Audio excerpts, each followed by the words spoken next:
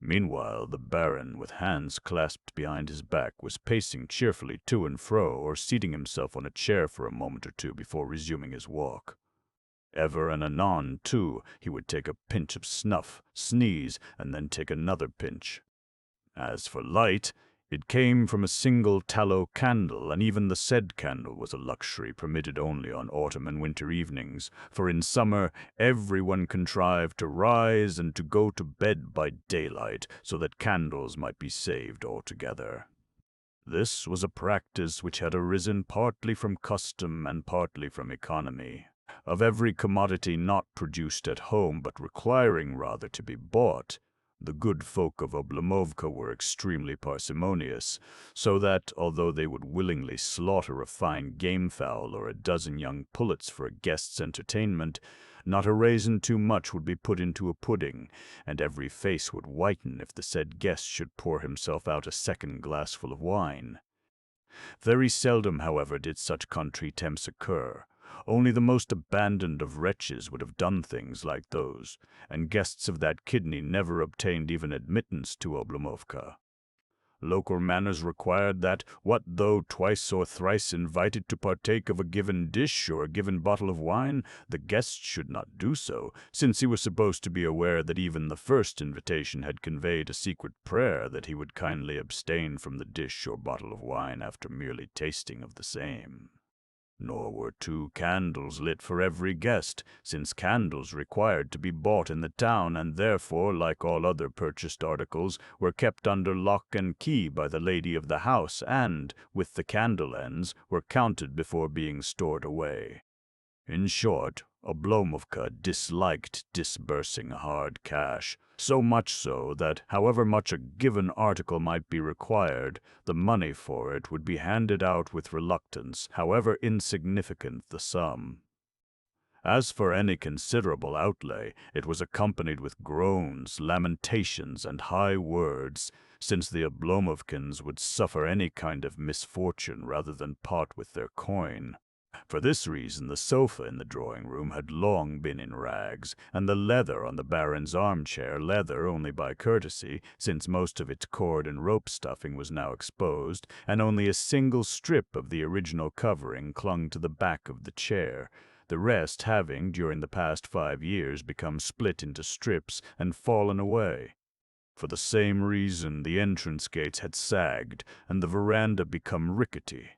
Nevertheless, to pay out, say, from 200 to 500 rubles for a given purpose, however necessary that purpose might be, seemed to the inhabitants of the establishment something almost approaching suicide.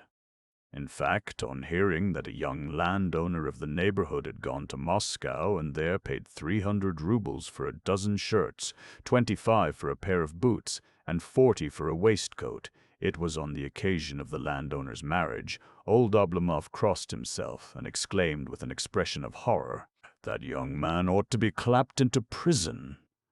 In general, the Oblomovkins paid no heed to politico-economic axioms concerning the necessity of swift, brisk circulation of capital, or concerning the active production and exchange of commodities.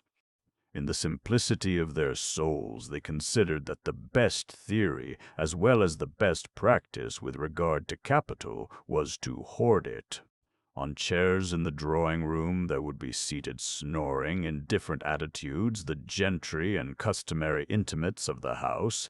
For the most part, a profound silence would reign among them, for they saw one another every day, and their respective stores of intellectual wealth had long been tapped and explored, while news from without arrived but scantily.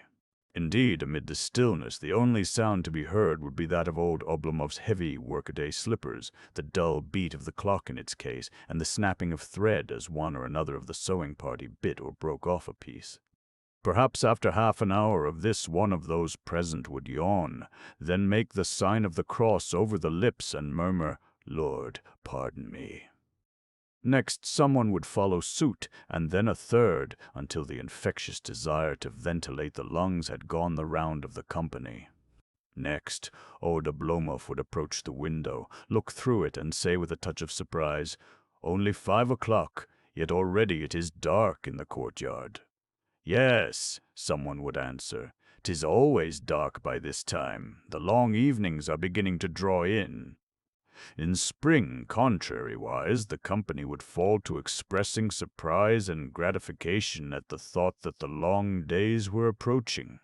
Yet, had you inquired what the long days meant to them, they could not possibly have told you. After this episode, silence would resume its sway, until, perhaps, in snuffing the candle, someone would chance to extinguish it. Upon that everyone would give a start, and one of the company would be sure to ejaculate, "An unexpected guest is making his way in our direction." In fact, it was not an uncommon phenomenon for the incident to give rise to a lengthy conversation. Time at Oblomovka was reckoned mostly by festivals, by the seasons of the year, and by various family and domestic events, no reference whatsoever being made to months or to the days of a month. This may have partly arisen from the fact that none but old Oblomov were capable of distinguishing between the names of the months and the dates in a given month. Presently, the head of the family would relapse into meditation, while little Ilya, lolling behind his mother's back, would also be sunk in dreams, and at times actually dozing.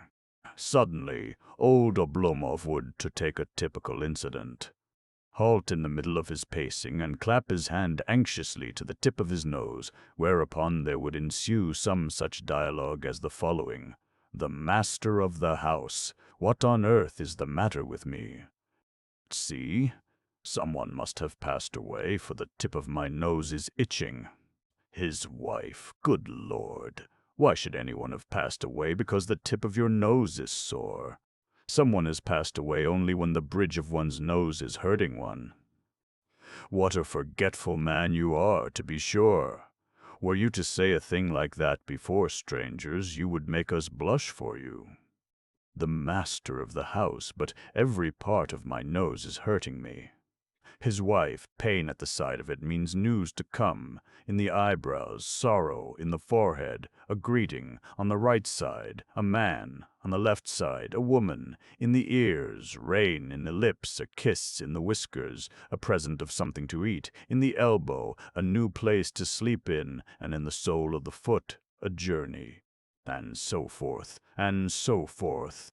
Lastly, when 9 o'clock had struck, there would follow supper, after which the company would disperse to rest, and sleep would once more reign over the carefree heads of the Oblomovkans.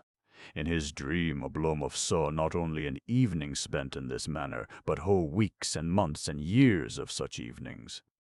Never did anything occur to interrupt the uniformity of that life, nor were the Oblomovkans in any way wearied by it, since they could conceive no other existence, and would have turned from any other with distaste. Had there been imported into that existence any change due to circumstances, they would have regretted the fact, and felt troubled by the thought that tomorrow was not going to be precisely as today. What wanted they with the diversity, the changes, the incidents for which others yearned? Let others drink of that cup, said they, but for us Oblomovkans, no such thing. Let others live as they please. Incident, even pleasing incident, they considered to bring disturbance and fuss and worry and commotion in its train, so that one could not sit quietly in one's seat and just talk and eat one's meals. Therefore, as decade succeeded decade, the Oblomovkans dozed and yawned and indulged in good-humored laughter at rustic jests, and assembled in corners to relate of what they had dreamed during the previous night. Had their dreams been unpleasant, the company at once became thoughtful and nervous, and refrained from jesting. On the other hand, had their dreams been of a prophetic nature, at once the company grew cheerful or despondent, according as the visions had promised sorrow or joy. Lastly, had their dreams called for the consideration of some portent, the company proceeded to take such active measures as might be necessary to deal with the situation. Also, everyone indulged in card-playing, games of fools, and so forth, while, as for the womenfolk, they would discuss the neighborhood and pry not only into its family life and social gaiety, but also into its secret ends and desires.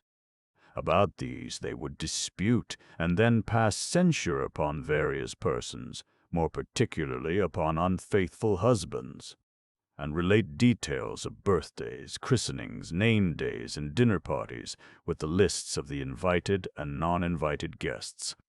Likewise, they would show one another various articles of their wardrobes, and the hostess would proudly vaunt the merits of her sheets, her knitted garments, and her lace of home manufacture. Yet at length even these things would begin to pall, whereupon coffee, tea, and cakes would be served, and a silence, broken only by desultory remarks, ensue. Of course, also, there were certain rare occasions when these methods of spending the time were interrupted by such happenings as the entire household falling ill of a fever, or some member of it either tripping over a stake in the dark, or falling out of the hayloft, or being struck on the head by a beam which had slipped from the roof. Yet, as I say, such events were rare, and when they occurred, every known and tried domestic remedy was brought into play. The injured spot was rubbed with ointment, a dose of holy water was administered, a prayer was muttered, and all was well. On the other hand, a winter headache was quite a common phenomenon, and in that case the household would retire to bed, groans and sighs would resound. One person would wrap a cucumber poultice and insert cranberries in his ears. A third walk about with nothing on but his shirt conscious, roll about the room at regular periods of once or twice a month. This happened for the reason that the Oblomovkins did not like to allow any superfluous heat to escape by the chimney, but covered the stoves when the flames were rising high. Consequently, upon no single stove couch or stove could a hand be laid without danger of that hand being blistered, due to the fumes of the charcoal used for heating purposes. Only once was the monotony of Oblomovkan life broken by a wholly unexpected circumstance. The household, exhausted by the labors of dinner, had assembled for tea when there entered a local peasant who had just been making an expedition to the town. Thrusting his hand into his bosom, he with difficulty produced a much-creased letter addressed to the master of the house. Everyone sat thunderstruck, and even the master himself changed countenance. Not an eye was there which did not dart glances at the missive. Not a nose was there which was not strained in its direction. "How unlooked for," at length said the mistress of the household as she recovered herself. "From whom can the letter have come?" Old Oblomov took it and turned it over in his hands, as though at a loss what to do with the epistle. "Where did you get it from?" he inquired of the peasant. "And who gave it you?" "I got it at the inn where I put up," replied the man. "Twice did folk come from the post office to inquire if any peasantry from Oblomovka were there, since a letter was awaiting the baron. The first time they came I kept quiet, and the postman took the letter away, but afterwards the deacon of Verklevo saw me, and they came and gave me the letter, and made me pay 5 kopecks for it. I asked them what I was to do with the letter, and they said that I was to hand it to your honor." "Then at first you refused it?" the mistress remarked sharply. "Yes, I refused it. What should we want with letters? We have no need for them, nor had I any orders to take charge of such things, so I was afraid to touch it. 'Don't you go too fast with that thing,' I said to myself. Yet how the postman abused me. He would have complained to the authorities had I left the letter where it was. 'Fool!' exclaimed the lady of the house. "And from whom can it be?" said old Oblomov meditatively as he studied the address. "Somehow I seem to know the handwriting." Upon that the missive fell to being passed from one person to another, and much guessing and discussion began. Finally, the company had to own itself nonplussed. The master of the house ordered his spectacles to be fetched, and quite an hour and a half were consumed in searching for the same, but at length he put them on, and then bethought him of opening the letter. "Wait a moment," said his wife, hastily arresting his hand. "Do not break the seal. Who knows what the letter may contain? It may portend something dreadful, some misfortune. To what have we not come nowadays? Tomorrow or the day after will be soon enough. The letter will not walk away of itself." So the letter was placed under lock and key, and tea passed round. In fact, the document would have lain there for a year had it not constituted a phenomenon so unusual as to continue to excite the Oblomovkins' curiosity. Both after tea and on the following day, the talk was of nothing else. At length things could no longer be borne, and on the fourth day, the company being assembled, the seal was diffidently broken, and old Oblomov glanced at the signature.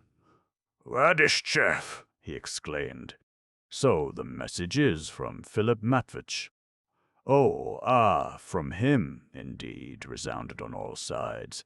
"To think that he is actually alive! Glory be to God! And what does he say?" Upon that old Oblomov started to read the letter aloud. It seemed that Philip Matvich desired him to forward the recipe for a certain beer which was brewed at Oblomovka. "Then send it, send it!" exclaimed the chorus. "Yes, and also write him an answer. 2 weeks elapsed. Really, we must write that note," old Oblomov kept repeating. "Where is the recipe?" "Where is it?" retorted his wife. "Why, it still has to be looked for. Wait a little. Why need we hurry? Should God be good, we shall soon be having another festival and eating flesh again. Let us write then. I tell you the recipe won't run away." "Yes, I dare say it would be better to write when we have reached the festival." Sure enough, the said festival arrived, and again there was talk of the letter. In fact, old Oblomov did in truth get himself ready to write it. He shut himself up in his study. He put on his spectacles, and he sat down to the table. Everything in the house was profoundly quiet, since orders had been issued that the establishment was not to stamp upon the floor, nor indeed to make a noise of any kind. "The Baron is writing," was said in much the same tone of respectful awe that might have been used had a dead person been lying in the house. Hardly had old Oblomov inscribed the words, "Dear Sir," slowly and crookedly, and with a shaking hand, and as cautiously as though he had been engaged in a dangerous task, when there entered to him his wife. "I have searched and searched," she said, "but can find no recipe." "Nevertheless, the bedroom wardrobe still remains to be ransacked, so how can you write the letter now?" "It ought to go by the next post," her husband remarked. "And what will it cost to go?" Old Oblomov produced an ancient calendar. 40 kopecks, he said. "What? You are going to throw away 40 kopecks on such a trifle?" she exclaimed. "We had far better wait until we are sending other things also to the town. Let the peasants know about it." "That might be better," agreed old Oblomov, tapping his pen against the table. With that he replaced the pen in the inkstand and took off his spectacles. "Yes, it might be better," he concluded. "And to this day no one knows how long Philip Matvich had to wait for that recipe." Also, there were times when old Oblomov actually took a book in his hands.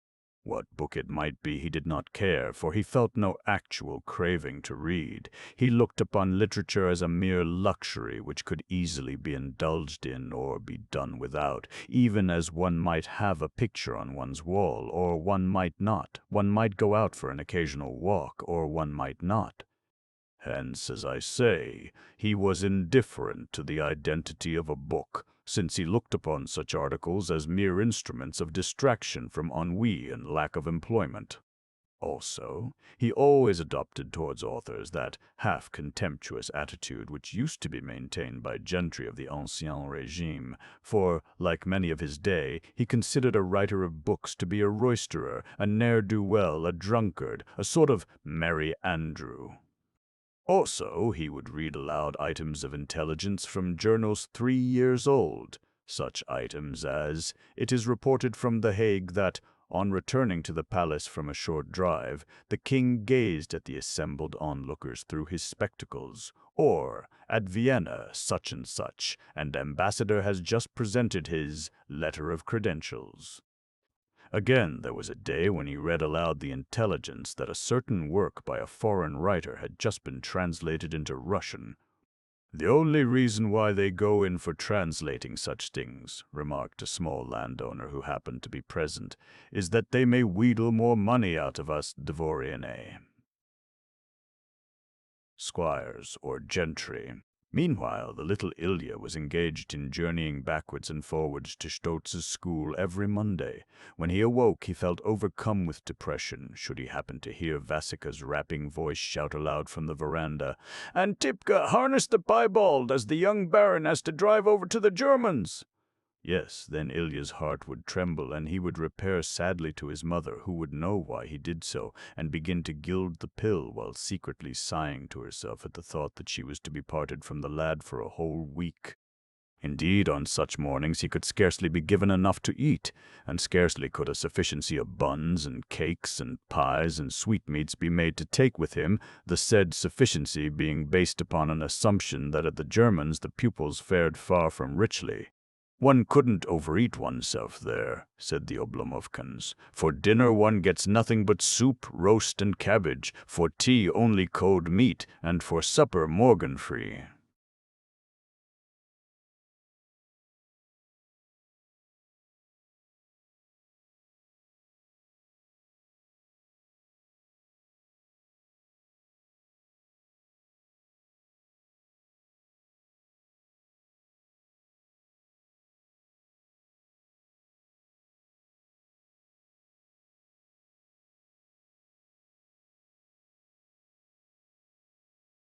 However, there were Mondays when he did not hear Vasika's voice ordering the piebald to be harnessed, and when his mother met him with a smile and the pleasant tidings that he was not to go to school that day, since the following Thursday would be a holiday, and it was not worth while for him to make the journey to and fro for a stay only of 3 days. At other times he would be informed that that week was the week of kindred, and that therefore cake-baking and not book-learning would be the order of the day. Or on a Monday morning his mother would glance at him and say, "Your eyes look dull today. Are you sure that you are well?" Then she would shake her head dubiously, and though the crafty youngster would be in perfect health, he would hold his tongue on the subject. Thereafter she would continue, "You must stay at home this week, for God knows what might happen to you at that other place." And in her decision she would be confirmed by the whole of the rest of the household. True, these fond parents were not blind to the value of education. It was that they realized only its external value. That is to say, they could not look beyond the fact that education enabled folk to get on in the world so far as the acquisition of rank, crosses, and money was concerned.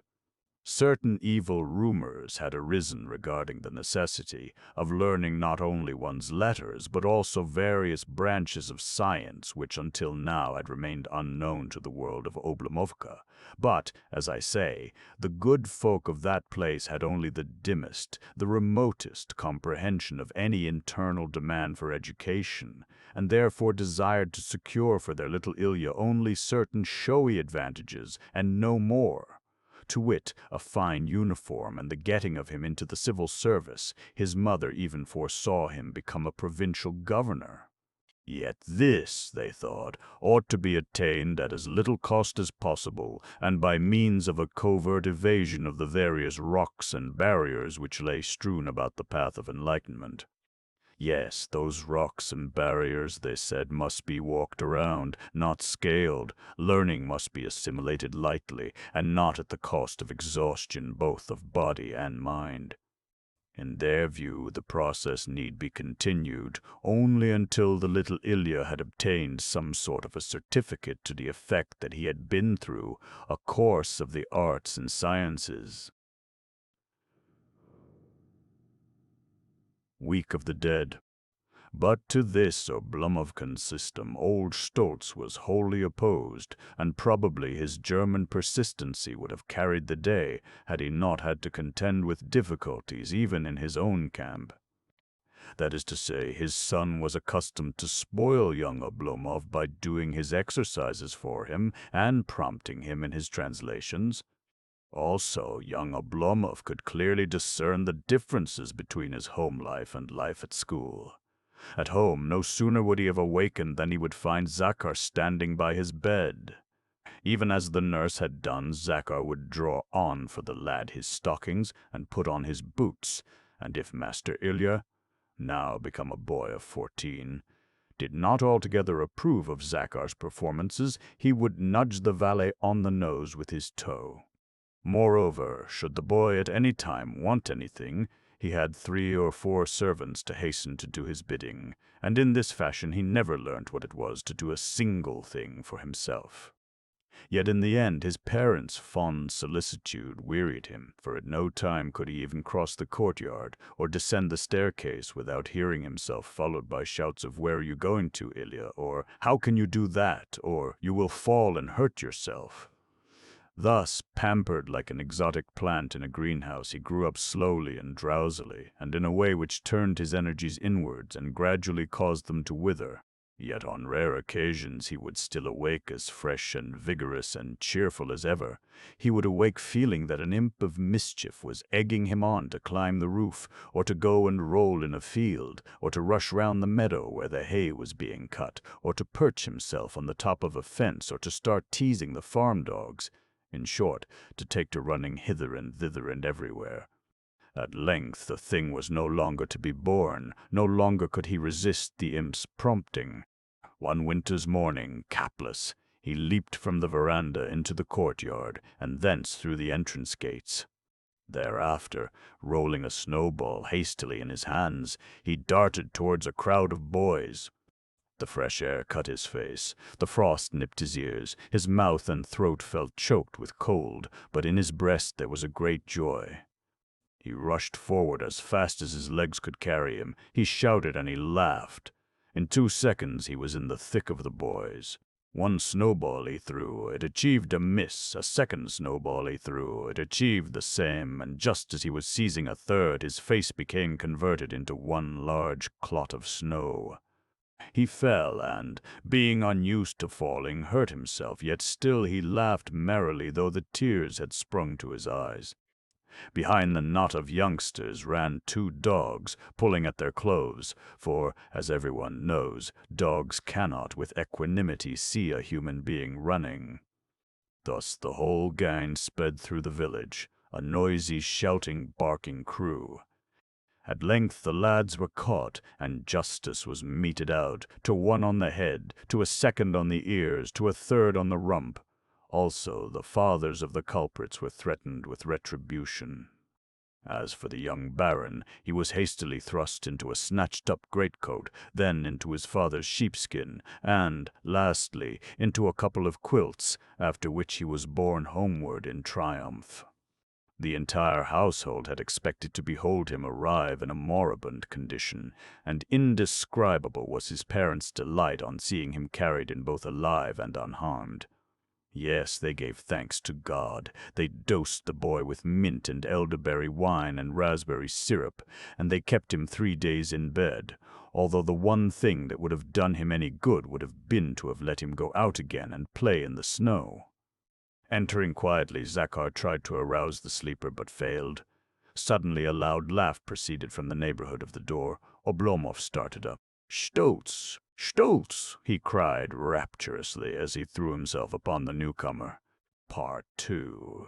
I often Oblomov's old school friend had endeavored, though in vain, to wean his comrade from the state of inertia in which he, Oblomov, was plunged. The pair were discussing the same subject in Oblomov's study. "Once upon a time," said Stolz, "I remember you, a slim, lively young fellow. Have you forgotten our joint readings of Rousseau, Schiller, Goethe, and Byron?" "Have I forgotten them?" re-echoed Oblomov. "No. How could I forget them? How I used to dream over those books, and to whisper to myself my hopes for the future, and to make plans of all sorts, though I kept them from you for fear lest you would laugh at them. But that expired at Verclevaux, and never since has it been repeated. What is the reason, I would ask? Never have I gone through any great mental tempest or upheaval. My conscience is as clear as a mirror, and no adverse stroke of fortune has occurred to destroy my self-conceit. Yet for some reason or another I have gone to pieces. He sighed. You see, Andre, at no point in my life have I been touched with a fire which could either save me or destroy me. I have lived a life different from that of others. With me it has not been a morning dawn which, gradually broadening to a sultry, bustling noon, has faded imperceptibly, naturally, into eventide. No, I began life with a quenching of the light of day, and, from the first moment that I realized myself, realized also that I was on the wane. I realized that fact as I sat at my desk in the chancellery, as I read, as I consorted with friends, as I squandered my means upon Minia, as I lounged on the Nevsky Prospect, as I attended receptions where I was welcomed as an eligible party, as I wasted my life and brains in fluctuating between town and country. Even my self-conceit, upon what was it flung away? Upon figuring in clothes made by a good tailor, upon gaining the entree to well-known houses, upon having my hand shaken by Prince P. Pia. Yet self-conceit ought to be the very salt of life. Whither is mine gone? Either I have never understood the life of which I speak, or it was never suited to me. Oh, that I had never known or seen it, that no one had ever pointed it out to me. For yourself, you entered and left my orbit like a bright, swift comet, and when you were gone I forgot everything and began to fade. As Stoltz listened to Oblomov's words, there was no trace of a contemptuous smile on his features. Not long ago, resumed Oblomov, you said that my face had lost its freshness and color. Yes, that is so. I am like a ragged, cast-off garment, though less from the fact that during the past 12 years there has lain within me a light that has ever been seeking an outlet, but has been doomed to illumine only its own prison. Now, therefore, unable to gain its freedom, it is becoming altogether extinguished. Am I alone in this, however? Look around you. The name of the tribe to which I belong is Legion. Nevertheless, I intend to take you traveling with me, remarked Stoltz, rising. We will start tomorrow. It must be done now or never. With that he went to bed. Now or never. Somehow to Oblomov the word seemed a sort of threat. He approached his dusty writing table and took up a pen. Of ink there was none, nor yet a single scrap of writing paper. Mechanically and at random he traced some letters in the dust with his finger. There resulted the word Oblomovschina. He obliterated it with a quick movement of his sleeve. Often in his dreams had he seen the word written in letters of fire on the ceiling, even as once Belshazzar saw two. From that time forth she lived in him alone, while he, for his part, racked his brains to avoid incurring the loss of her esteem. Whenever she detected in his soul, and she could probe that soul very deeply, the least trace of its former characteristics, she would work for him to heap himself with reproaches for his lethargy and fear of life. Just as he was about to yawn, as he was actually opening his mouth for the purpose, her astonished glance would transfix him and cause his mouth to snap with a click which jarred his teeth. Still more did he hasten to resume his alacrity whenever he perceived that his lassitude was communicating itself to her and threatening to render her cold and contemptuous. Instantly he would undergo a revival of strenuous activity, and then the shadow between them would disappear, and mutual sympathy once more beat in strong, clear accord. Yet this solicitude on his part had not as yet its origin in the magic ring of love. Indeed, the effect of his charmed toils was negative rather than positive. True, he no longer slept all day, On the contrary, he rode, read, walked, and even thought of resuming his writing and his agricultural schemes, yet the ultimate direction, the inmost significance of his life, still remained confined to the sphere of good intentions. Particularly disturbing did he find it whenever Olga plied him with some particular question or another, and demanded of him, as of a professor, full satisfaction of her curiosity. This occurred frequently, and arose not out of pedantry on her part, but out of a desire to know the right and the wrong of things. At times, a given question would absorb her even to the point of forgetting her consideration for Oblomov. For instance, on one occasion when she had besought his opinion concerning double stars, and he was incautious enough to refer her to Herschel, he was dispatched to purchase the great authority's book, and commanded to read it through, and to explain the same to her full satisfaction. On another occasion he was rash enough to let slip a word or two concerning various schools of painting, wherefore he had to undergo another week's reading and explaining, and also to pay sundry visits to the Hermitage Museum. In the end, how he trembled whenever she asked him a question. "Why do you not say something?" she would say to him.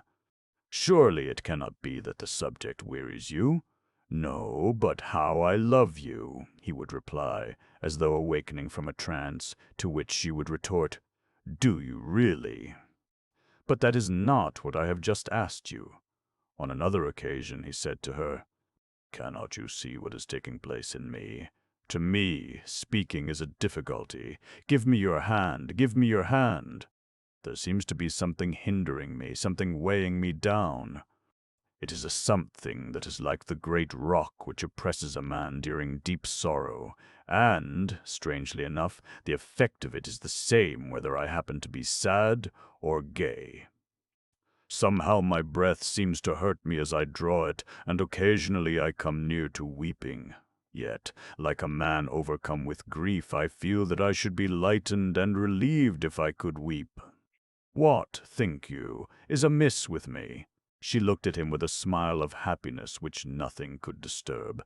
Evidently no weight was pressing upon her heart. "Shall I tell you?" she said. "Yes, you are in love." He kissed her hand. "And you?" he asked. "Are you in love?"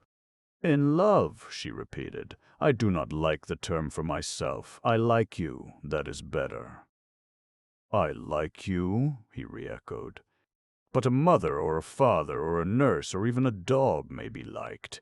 The phrase may be used as a garment, even as can.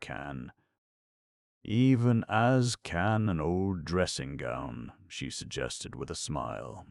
Presently she added, "Whether I am actually in love with you or not, I hardly know. Perhaps it is a stage that has not yet arrived. All I know is that I have never liked father or mother or nurse or dog as I like you. I feel lost without you. To be parted from you for a short while makes me sorry. To be parted from you for a long while makes me sad. And, were you to die, I should wear mourning for the rest of my life and never again be able to smile. To me such love is life, and life is— Bauk. Yes?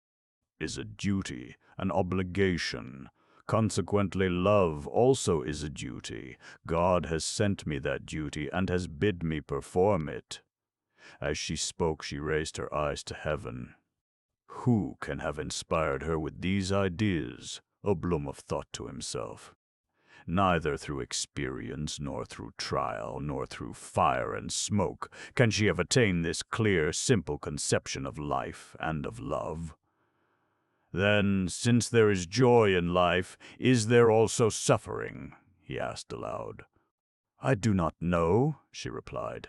"That lies beyond my experience as much as it lies beyond my understanding. But how well I understand it." "Ah," she said merrily, "what glances you throw at me sometimes. Even my aunt has noticed it. But how can there be joy in love if it never brings one moments of ecstatic delight?" "What?" she replied with a glance at the scene around her. "Is not all this so much ecstatic delight?" She looked at him, smiled, and gave him her hand. "Do you think," she continued, "that presently I shall not be sorry when you take your leave?" Do you think that I shall not go to bed the earlier in order that I may the sooner fall asleep and cheat the wearisome night and be able to see you again in the morning?" The light in Oblomov's face had become brighter and brighter with each successive question, and his gaze more and more suffused with radiance. 3. Next morning, however, he rose pale and somber. There were traces of sleeplessness on his features, wrinkles on his brow, and a lack of fire and eagerness in his eyes. Once upon a time he would have sunk back upon the pillow after drinking his tea, but now he had grown out of the habit and contented himself with resting his elbow where his head had just been lying. Something in him was working strongly, but that something was not love. True, Olga's image was still before him, but only at a distance, and in a mist and shorn of its rays, like that of some stranger. With aching eyes he gazed at it for a moment or two, and then sighed. To live as God wills, and not as one's self wills, is a wise rule, he murmured. Nevertheless,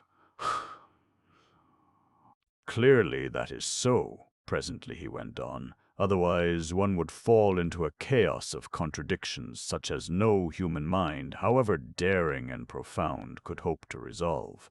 Yesterday one has wished, today one attains the madly longed-for object, and tomorrow one will blush to think that one ever desired it. Therefore one will fall to cursing life. And all because of a proud independence striding through existence and a willful, "I will." No, rather does one need to feel one's way, to close one's eyes, to avoid becoming either intoxicated with happiness or inclined to repine because it has escaped one. Yes, that is life. Who was it first pictured life as happiness and gratification? The fool! Life is a duty, says Olga. Life is a grave obligation which must be fulfilled as such. He heaved a profound sigh. "No, I cannot visit Olga today," he went on. "My eyes are now open, and I see my duty before me. Better part with her now while it is still possible than later when I shall have sworn to part with her no more." How had this mood of his come about? What wind had suddenly affected him? How had it brought with it these clouds? Wherefore was he now for assuming such a grievous yoke? Only last night he had looked into Olga's soul and seen there a radiant world and a smiling destiny. Only last night he had read both her horoscope and his own. What had since happened? Frequently in summer one goes to sleep while the weather is still and cloudless, and the stars are glimmering softly. How beautiful the countryside will look tomorrow under the bright beams of morning, one thinks to oneself. And how glad one will be to dive into the depths of the forest and seek refuge from the heat. Then suddenly one awakes to the beating of rain, to the sight of gray, mournful clouds, to a sense of cold and damp. In Oblomov's breast the poison was working swiftly and vigorously. In thought he reviewed his life, and for the 100th time felt his heart ache with repentance and regret for what he had lost. He kept picturing to himself what, by now, he would have been had he strode boldly ahead, and lived a fuller and a broader life, and exerted his faculties, whence he passed to the question of his present condition, and of the means whereby Olga had contrived to become fond of him, and of the reason why she still was so. "Is she not making a mistake?" was a thought which suddenly flashed through his mind like lightning. And as it did so the lightning seemed to strike his heart and to shatter it. He groaned with the pain. "Yes, she is making a mistake," he kept saying again and again. "She merely loves me as she works embroidery on canvas. In a quiet, leisurely manner a pattern has evolved itself, and she has turned it over and admired it. Soon she will lay it aside and forget all about it. Yes, her present affection is a mere making ready to fall in love, a mere experiment of which I am the subject, for the reason that I chance to be the first subject to come to hand." So he collated the circumstances and compared them. Never would she have noticed him at all had not Stolz pointed him out and infected her young, impressionable heart with sympathy for his Oblomov's position, and therefore implanted in her a desire to see if possibly she could shake that dreamy soul from its lethargy before leaving it once more to its own devices. Yes, that is how the case stands, he said to himself with an access of revulsion. He rose and lit a candle with a trembling hand. 'Tis just that and nothing more. Her heart was ready to accept love. It was tensely awaiting it, and I happened to fall in her way and at the same time to fall into a blunder. Only would someone else need to arrive for her to renounce that blunder. As soon as ever she saw that someone else, she would turn from me with horror. In fact, I am stealing what belongs to another. I am no better than a thief. My God, to think that I should have been so blind. Glancing into the mirror, he saw himself pale, dull, and sallow. Involuntarily he pictured to his mind those handsome young fellows who would one day come her way. Suddenly she would take fire, glance at him, and burst out laughing. A second time he glanced into the mirror. No, he was not the type with which women could fall in love. He flung himself down upon the bed and buried his face in the pillow. "Forgive me, Olga," he murmured, "and may you always be happy." He gave orders that he was to be reported as not at home to anyone who might call from the Ilyinskis' house. Then he sat down to write Olga a letter. He wrote it swiftly. In fact, the pen flew over the pages, and when he had finished the missive, he was surprised to find that his spirits felt cheered and his mind easier. "Why so?" he reflected. "Probably because I have put into what I have just written the whole sorrow of my heart." Next he dispatched the letter by the hand of Zakhar, and, leaving the house, turned into the park and seated himself on the grass. Among the turf shoots ants were scurrying hither and thither and jostling one another and parting again. From above, the scene looked like the commotion in a human marketplace. It showed the same bustle, the same congestion, the same swarm of population. Here and there, too, a bumblebee buzzed over a flower and then crept into its chalice, while a knot of flies had glued themselves to a drop of sap on the trunk of a lime tree.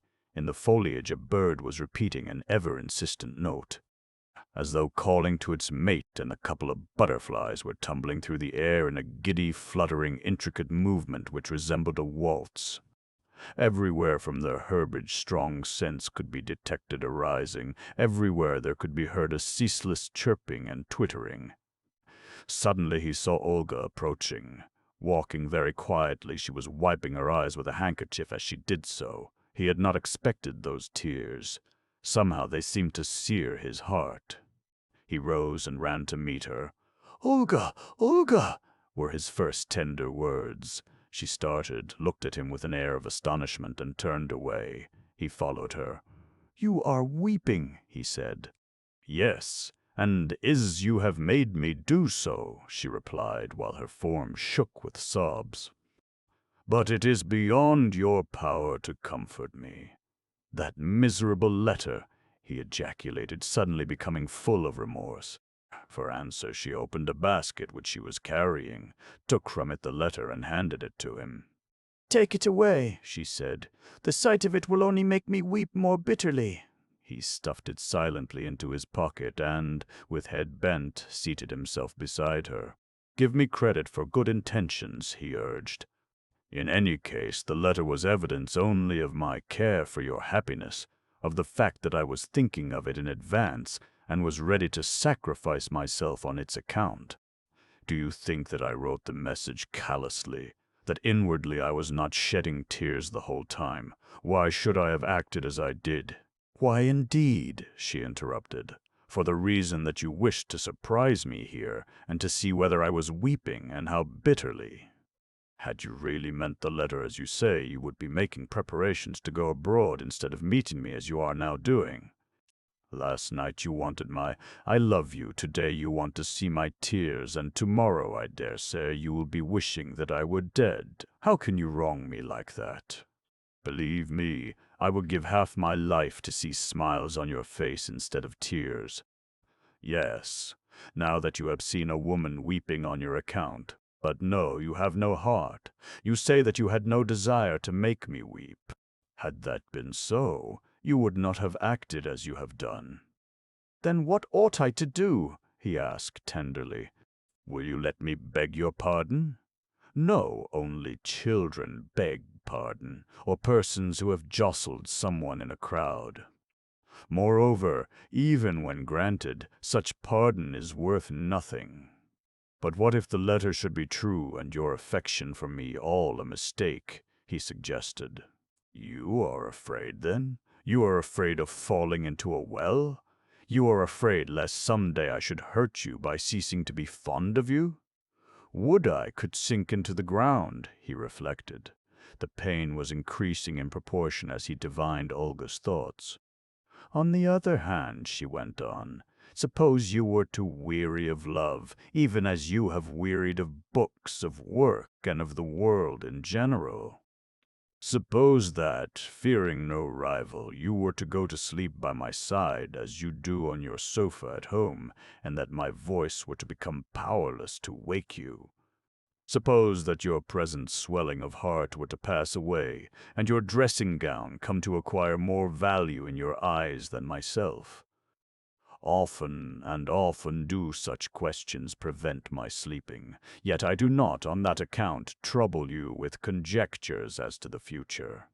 Always I hope for better things, for, with me, happiness has cast out fear.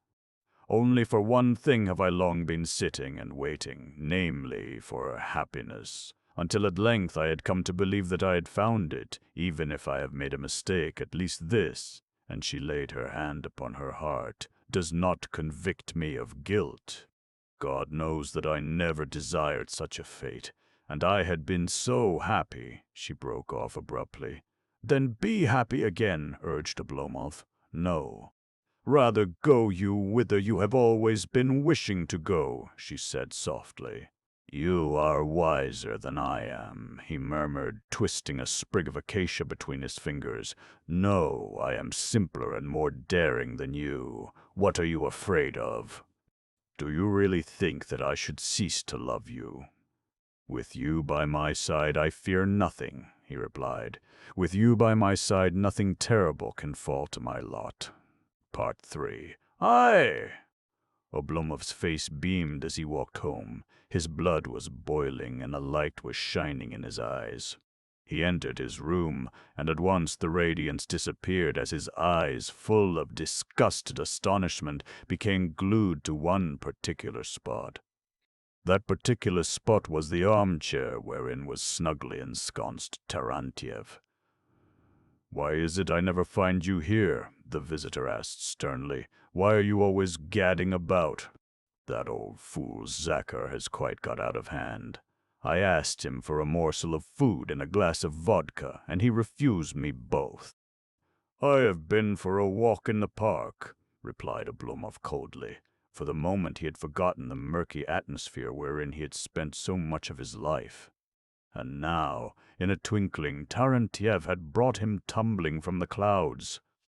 His immediate thought was that the visitor might insist on remaining to dinner, and so prevent him from paying his visit to Olga and her aunt. "Why not come and take a look at that flat?" went on Terentiev.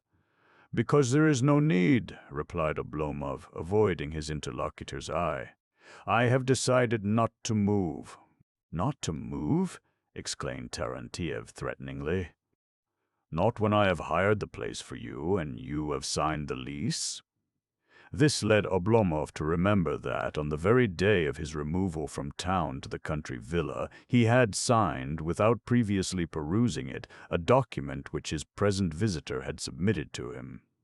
"Nevertheless," he remarked, "I shall not want the flat. I am going abroad." "I am sure you are not," retorted Terentiev coolly. "What is more, the sooner you hand over to me a half-year's rent, the better. Your new landlady does not care for such tricks to be played upon her. I have paid the money on your behalf, and I require to be repaid." "Where did you contrive to get the money from? That has nothing to do with you." "As a matter of fact, I had an old debt repaid me." A better flat you could not find in all the city. Nevertheless, I do not want it. It lies too far from where? From where? From the center of the city." Oblomov forbore to specify what he meant, but merely remarked that he should not be dining at home that evening. "Then hand me over the rent and the devil take you," exclaimed Terentiev. "I possess no money at all. As it is, I shall have to borrow some." "Well, repay me at least my cab fare," insisted the visitor. "It was only 3 rubles. Where is the cabman?"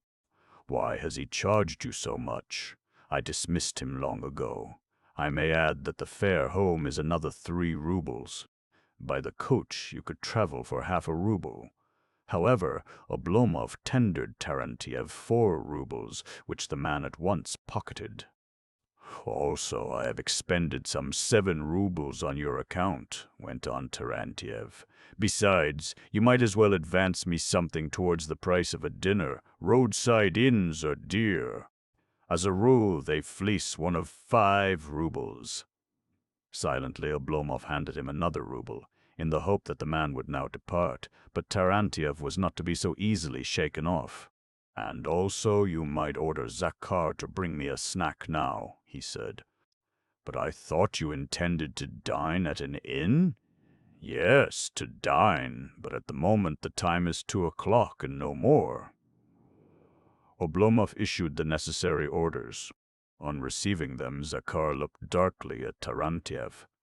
"We have no food ready," he said. "Also, where are my master's shirt and jacket?" "Shirt and jacket? Why, I gave them back to you long ago." "I stuffed them into your own hands, and you bundled them away into a corner. Yet you come asking me where they are. Also, what about a floor brush and 2 cups which you carried off?" persisted Zakhar. "Floor brush? What floor brush?" retorted Terentiev. "Go and get me something to eat, you old fool." "We have not a single morsel in the house," said Zakhar, "and also there is nobody to cook it." With which he withdrew. Terentiev looked about him, and, perceiving Oblomov to be possessed both of a hat and a cap, attempted unsuccessfully to borrow the former for the remainder of the summer, and then took his leave. When he had gone, Oblomov sat plunged in thought. He recognized that his bright, cloudless holiday of love was over, and that workaday love had now become the order of the day, and that already it was so completely entering into his life's ordinary tendencies that things were beginning to lose their rainbow colors. "Indeed," he reflected, "this morning may have seen the extinction of the last roseate ray of love's festival, so that henceforth my life is to be warmed rather than lighted. Yes, life will swallow up love, although secretly it will remain moved by its powerful springs, and its manifestations be of an invariably simple, everyday nature.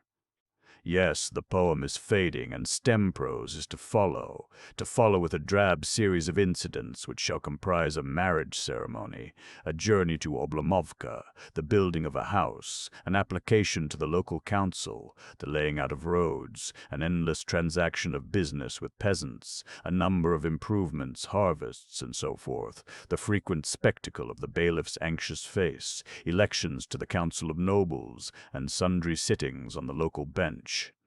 Somewhere he could see Olga beaming upon him, and singing Casta Diva, and then giving him a hasty kiss before he went forth to work, or to the town. Guests would call, a no very comforting prospect, and they would talk about the wine which each happened to be brewing in his vats, and about the number of arshins of cloth which each happened to have rendered to the treasury. What would this amount to? What was it he was promising for himself? Was it life? Whether life or not, it would have to be lived as though it, and it alone, constituted existence. At least it would be an existence that would find favor with Stolz, earls. But the actual wedding ceremony, that, at all events, would represent the poetry of life, its nascent, its just opening flower. He pictured himself leading Olga to the altar. On her head there would be a wreath of orange blossoms, and to her gown a long train, and the crowd would whisper in amazement. Shyly, and with gently heaving bosom and brow bent forward in gracious pride, she would give him her hand in complete unconsciousness that the eyes of all were fixed upon her. Then a bright smile would show itself on her face, the tears would begin to well, and for a moment or two the furrow on her forehead would twitch with thought. Then, when they had arrived home and the guests had all departed, she, yes, she, clad still in her gorgeous raiment, would throw herself upon his breast as she had done that morning. Unable any longer to keep his fancies to himself, he went with them to Olga. She listened to him with a smile, but when he jumped up with the intention of informing also her aunt, she frowned with such decision that he halted in awe. "Not a word to anyone," she said. "The right moment has not yet come. What ought we to do first, then? To go to the registrar and to sign the record. And then, after marriage, to go and live at Oblomovka and to see what can be done there. We shall not be able to do that, for the house is in ruins, and a new one must first be built. Then where are we to live? We must take a flat in town. Then you had better go at once and see about it." Alas, was Oblomov's reflection, Olga wishes forever to be on the move. Apparently she cares nothing about dreaming over the poetical phases of life or losing herself in reveries. She is like Stolz. It would seem as though the two had conspired to live life at top speed. 2. Late that August, rain set in, and, one day, Oblomov saw a vanload of the Ilyinskis' furniture come past his windows. To remain in his country villa, now that the park was desolate and the shutters hung closed over the Ilyinskis' windows, seemed to him impossible. At length he removed to the rooms which had been recommended him by Tarantiev, until such time as he should be able to find for himself a new flat. He took hasty meals at restaurants, and spent most of his evenings with Olga, but the long autumn evenings in town were not like the long, bright days amid fields and woods. Here he could not visit Olga 3 times a day, nor send her notes by Zakhar, seeing that she was 5 versts away. Thus the polled poem of the late summer seemed somehow to have halted, or to be moving more slowly, as though it contained less substance than of yore. Sometimes they would keep silence for quite half an hour at a time, while she busied herself with her needlework, and he busied himself in a chaos of thoughts which ranged beyond the immediate present. Only at intervals would he gaze at her and tremble with passion. Only at intervals would she throw him a fleeting glance and smile as she caught the rays of tender humility, of silent happiness which his eyes conveyed. Yet on the 6th day, when Olga invited him to meet her at a certain shop and to escort her homeward on foot, he found his position begin to grow a trill awkward. "Oh, if you knew how difficult things are," he said. She returned no answer, but sighed. On another occasion she said to him, "Until we have arranged everything, we cannot possibly tell my aunt, nor must we see so much of one another. You had better come to dinner only on Sundays and Wednesdays. Also, we might meet at the theater occasionally, if I first give you notice that we are going to be there. Also, as soon as a fine day should occur, I mean to go for a walk in the summer gardens, and you might come to meet me. The scene will remind us of our park in the country," she added this last with a quiver of emotion. "A public park in Petrograd." He kissed her hand in silence, and parted from her until Sunday. She followed him with her eyes, then sat down to immerse herself in a wave of sound at the piano. But something in her was weeping, and the notes seemed to be weeping in sympathy. She tried to sing, but no song would come. A few days later, Oblomov was lolling on the sofa and playing with one of his slippers, now picking it up from the door with his toe, now dropping it again. To him entered Zakhar. "What now?" asked Oblomov indifferently. Zakhar said nothing, but eyed him with a sidelong glance. "Well," said Oblomov again. "Have you yet found for yourself another flat?" Zakhar countered. "No, not yet. Why should you want to know?" "Because I suppose the wedding will be taking place soon after Christmas." "The wedding? What wedding? Oblomov suddenly leaped up. You know what wedding? Your own, replied Zakhar with assurance, as though he were speaking of an event long since arranged for. You are going to be married, are you not? To be married? To whom? And Oblomov glared at the valet. To Mademoiselle Ilyinsky. Almost before the man could finish his words, Oblomov had darted forward. Who put that idea into your head? He cried in a carefully suppressed voice. The Lord bless us all and protect us, Zakhar ejaculated, backing towards the door. Who told me about it? Why, the Ilyinsky's servants this very summer. Rubbish, hissed Oblomov as he shook a warning finger at the old man. Remember, henceforth let me hear not a word about it. He pointed to the door, and Zakhar left the room, filling the flat with his sighs as he did so. Somehow Oblomov could not recover his composure, but remained gazing at the spot which Zakhar had just vacated. Then he clasped his hands behind his head and reseated himself in the armchair. So the servants' hall and the kitchen are talking, was his insistent reflection. It has come to this, that Zakhar can actually dare to ask me when the wedding is to be. Yes, and that though even Olga's aunt has not an inkling of the truth, what would she think of it if she knew? The wedding, that most poetical moment in the life of a lover, that crown of all his happiness. Why, lacqueys and grooms are talking of it, even though nothing is yet decided upon. No answer has come from the estate. My registry certificate is a blank, and a new flat still remains to be found. With that, he fell to analyzing that poetical phase from which the color had faded with Zakhar's mention of the same. Oblomov was beginning to see the other face of the medal. He tossed and turned from side to side, lay flat on his back, leaped up and took a stride or two, and ended by sinking back into a reclining position. How come folk to know about it, he reflected. Olga has kept silence, and I too have breathed not a word. So much for stolen meetings at dawn and sunset, for passionate glances, for the wizardry of song. Ah, those poems of love, never do they end, save in disaster. One should go beneath the wedding canopy before one attempts to swim in an atmosphere of roses. To think that before any preparations have been made, before even an answer has come from the estate where I have obtained either money or a flat, I should have to go to her aunt and to say, "This is my betrothed. At all costs must I put a stop to these rumors. Marriage! What is marriage?" He smiled as he remembered his recent poetical idealization of the ceremony. The long train to the gown, the orange blossoms, the whispers of the crowd. Somehow the colors had now changed.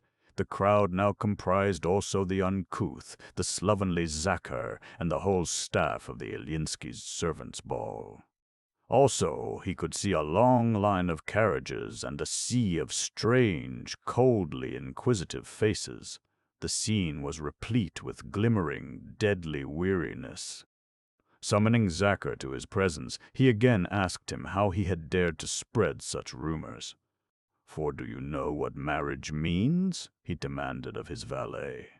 "It means that a lot of idle lackeys and women and children start chattering in kitchens and shops and the marketplace. A given individual ceases to be known as Ilya Ilyich or Peter Petrovitch, and henceforth ranks only as the zhenich. Yesterday no one would have noticed him, but by tomorrow everyone will be staring at him as though he were a notorious rascal.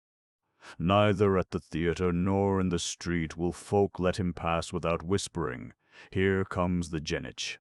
And every day other folk will call upon him with their faces reduced to an even greater state of imbecility than distinguishes yours at this moment, all in order that they may vie with one another in saying imbecile things. That is how such an affair begins. And early each morning the zhenich must go to see his betrothed in lemon-colored gloves. Never at any time may he look untidy or weary, and always he must eat and drink what is customary under the circumstances, in order that his sustenance may appear to comprise principally bouquets and air. That is the program which is supposed to continue fully for 3 or 4 months. How could I go through such an ordeal? Meanwhile, you, Zacher, would have had to run backwards and forwards between my place and my betrothed's, as well as to keep making a round of the tailors', the bootmakers', and the cabinet-makers' establishments, owing to the fact that I myself could not have been in every spot at once. And soon the whole town would have come to hear of it. Have you yet heard the news? Oblomov is going to be married. Really? To whom? And what is she like? And when is the ceremony to be? Talk, talk, talk. Besides, how could I have afforded the necessary expenses? You know how much money I possess.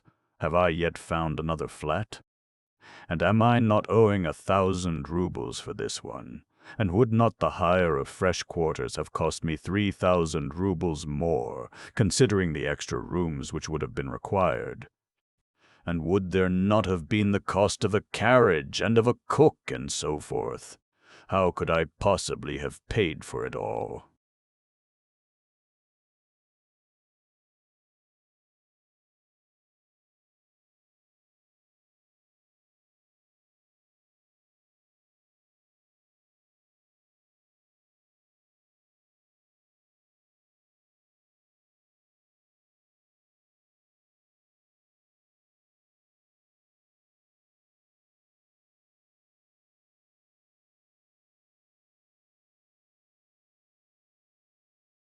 Oblomov checked himself abruptly.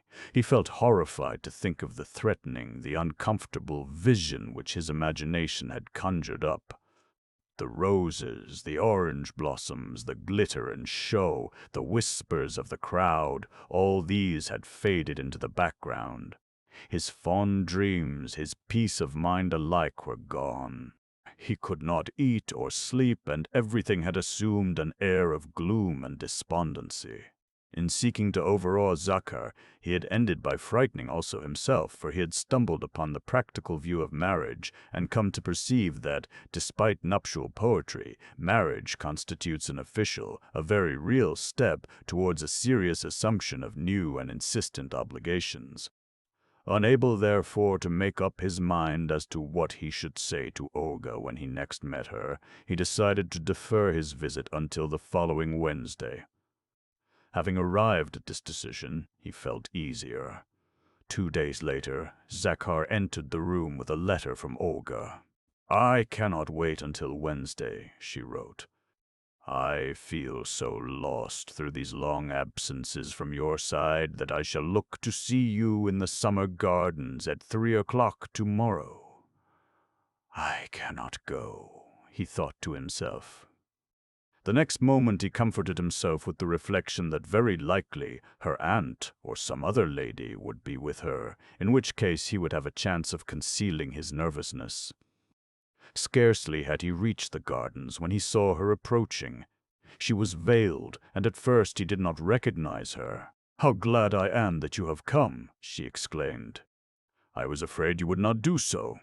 She pressed his hand, and looked at him with an air so frank, so full of joy at having stolen this moment from fate, that he felt envious of her, and regretful that he could not share in her light-hearted mood. Her whole face bespoke a childish confidence in the future, in her happiness, and in him. Truly, she was very charming. "But why do you look so gloomy?" suddenly she exclaimed. "Why do you say nothing? I had thought you would be overjoyed to see me, whereas I find you gone to sleep again. Wake up, sir." "I am both well and happy," he hastened to say, fearful lest things should attain the point of her guessing what was really in his mind. "But I am disturbed that you should have come alone. Rather, it is for me to be disturbed about that," she retorted. "Do you think I ought to have brought my aunt with me?" "Yes, Olga." "Then, if I had known that, I would have invited her to come," offendedly she said as she withdrew her hand from his. Until now I had imagined that your greatest happiness in life was to be with me, and with me alone. Let us go for a row in a boat." With that she set off towards the river, dragging his unwilling form behind her. "Are you coming to our house tomorrow?" she inquired when they were safely settled in their seats. My God, he reflected, already she has divined my thoughts and knows that I do not want to come. Yes, yes, he answered aloud. In the morning and for the whole day. Yes. She splashed his face playfully with water. How bright and cheerful everything looks, she remarked as she gazed about her.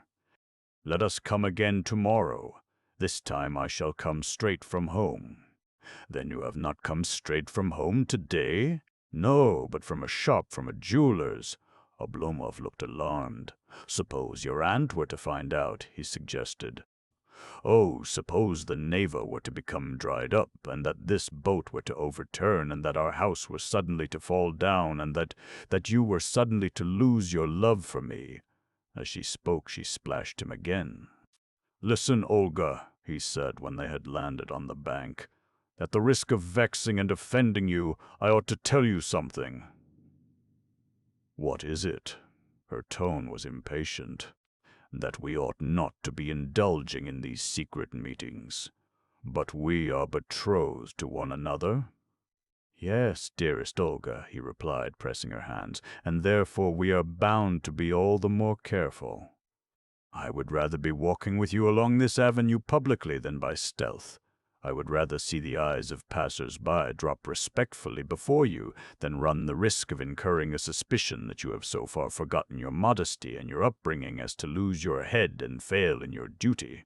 But I have not forgotten my modesty and my upbringing, she exclaimed, withdrawing her hands. No, I know that you have not, he agreed. I was merely thinking of what people might say, of how the world in general might look upon it all. Pray do not misunderstand me. What I desire is that to the world you should seem to be as pure, as irreproachable as in actual fact you are. To me your conduct seems solely honorable and modest, but would everyone believe it to be so? What you say is right, she said after a pause. Consequently, let us tell my aunt tomorrow and obtain her consent. Oblomov turned pale. Why hurry so? He asked. I know that 2 weeks ago I myself was urging haste, but at that time I had not thought of the necessary preparations. Then your heart is failing you? That I can see clearly. No, I am merely cautious. Even now I see a carriage approaching us. Are you sure that the people in it are not acquaintances of yours? How these things throw one into a fever of perspiration. Let us depart as quickly as possible. And with that he set off, almost at a run. Until tomorrow, then, she said. No, until the day after tomorrow. That would be better, or even until Friday or Saturday. No, no, you must come tomorrow. Do you hear? What have we not come to? What a mountain of sorrow are you not threatening to bring upon my head? She turned to go home. 3. On arriving at his rooms again, Oblomov never noticed that Zakhar gave him a cold dinner, or that, after it, he rolled into bed and slept heavily and insensibly, like a stone. Next day he received a letter in which Olga said that she had spent the whole night weeping. She has been unable to sleep, he thought to himself. Poor angel, why does she care for me so much, and why am I so fond of her? Would we had never met. It is all Stolz's fault. He shed love over us as he might have shed a disease. What sort of a life is this? Nothing but anxiety and emotion. How can it ever lead to peaceful happiness and rest? Sighing deeply, he threw himself upon the sofa, then rose again and went out into the street as though seeking the normal existence which pursues a daily, gradual course of contemplation of nature and constitutes a series of calm, scarcely perceptible phenomena of family life. Of existence as a spacious, a turbulent, a billowing river, as Stolz always conceived it to be, he could form no conception whatever. He wrote to Olga that he had taken a slight chill in the summer gardens, wherefore he must stay at home for a couple of days, but that he hoped soon to be better and to see her on the following Sunday. In reply, she wrote that he must take the greatest care of himself, that even on Sunday he must not come should he not be well enough, and that a whole week's separation would be bearable to her if thereby he were enabled to avoid risking his health. This excuse for omitting the Sunday visit Oblomov gladly seized upon, wherefore he sent back word that, as a matter of fact, a few days' additional convalescence would be no more than prudent. Day succeeded day throughout the week. He read, he walked about the streets, and occasionally he looked in upon his landlady for the purpose of exchanging a couple of words and drinking some of her excellent coffee. So comfortable did she make him that he even thought of giving her a book to read, but when he did so she merely read the headings of a chapter or two, and then returned him the volume, saying that later she would get her little girl to read the work to her. Meanwhile, Olga received unexpected news. This was to the effect that a lawsuit with regard to her property had ended in her favor, and that within a month's time she would be able, should she wish, to enter into actual possession. But of this, and of her other plans for the future, she decided not to tell Oblomov, but to spend the present hour in dreams of the happiness that was to be hers and his when she had seen love from his shoulders. That very day he was to come. Yet 3 o'clock arrived, 4 o'clock, and no Oblomov. By 5:30 the beauty and the freshness of her features had begun to fade. Insensibly her form assumed a drooping posture, and as she sat at the table her face was pale, yet no one noticed this. The rest of the guests consumed the dishes which she had prepared for him alone, and carried on a desultory, indifferent chatter of conversation. Until 10 o'clock she vacillated between hope and despair. Then, on the arrival of that hour, she withdrew to her room. At first she showered upon his head all the resentment that was seething within her. Not a word of mordant sarcasm in her vocabulary would she not have devoted to his punishing had he been present. But after a while her mind passed from fierceness to a thought which chilled it like ice. "He is sick," was that thought. "He is lonely and ill and unable even to write." So much did the idea gain upon her that she passed a sleepless night and rose pale, quiet, and determined. The same morning, it was Monday, the landlady informed Oblomov that a visitor desired to see him. "To see me? Surely not," he exclaimed. "Where is she? Outside. Shall I send her away?" Oblomov was about to assent when Olga's maid Katya entered the room. Oblomov changed countenance. "How come you to be here?" he asked. "My mistress is outside," she replied, "and has sent me in to bid you go to her." There was no help for it, so he went out and found Olga alone. "Are you quite well?" she exclaimed. "What has been the matter with you?" With that they entered his study. "I am better now. The sore throat is almost gone," he replied, and as he spoke he touched the part mentioned and coughed slightly. "Then why did you not come last night?" She raked him with a glance so keen that for the moment he found himself tongue-tied. "And why have you taken such a step as this?" he countered. "Surely you know what you are doing."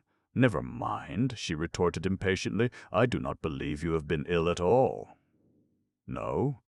I have not," he confessed. "You have been deceiving me." "Why so?" "I will explain later. Important reasons have kept me away from you for a fortnight." "What are they?" I am afraid of scandal, of people's tongues, and not of the fact that possibly I might pass sleepless nights, that possibly I might be so anxious as to be unable to rest. You cannot think what is passing within me," he said, pointing to his head, and then to his heart. "I am all on edge, all on fire."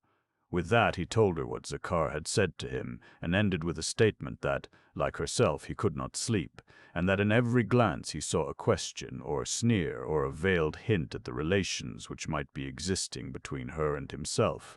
"Let us decide to tell my aunt this week," she replied, "and at once this chatter will cease.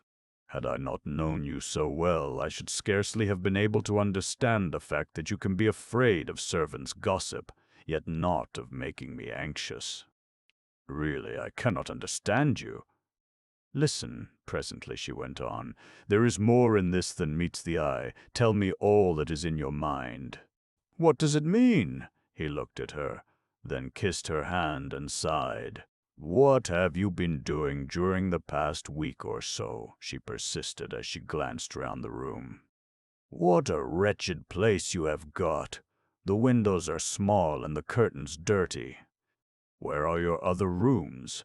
He hastened to show her them in the hope that he might divert her mind from the question of his late doings, but she only repeated the question. "I have been reading," he replied, "and writing, and thinking of you." "Have you yet read my books?" she inquired. "Where are they? I will take them back with me."